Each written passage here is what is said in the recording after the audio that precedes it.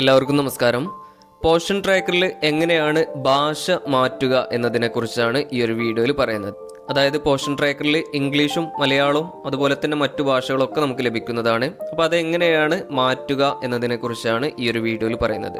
അപ്പോൾ അതിനായിട്ട് നിങ്ങൾ ആദ്യം പോർഷൻ ട്രാക്കർ ഓപ്പൺ ചെയ്യുക. അതിനുശേഷം ഏറ്റവും താഴെ വലതുവശത്ത് കാണുന്ന മോർ എന്ന ഒരു ഓപ്ഷനിൽ ക്ലിക്ക് ചെയ്യുക. അതിനുശേഷം കുറച്ച് താഴോട്ട് നീക്കിക്കഴിഞ്ഞാൽ സെലക്ട് ലാംഗ്വേജ് എന്ന് കാണാം. മലയാളത്തിലാണെങ്കിൽ ഭാഷ തിരഞ്ഞെടുക്കുക എന്നായിരിക്കും, അതിൽ ക്ലിക്ക് ചെയ്യുക.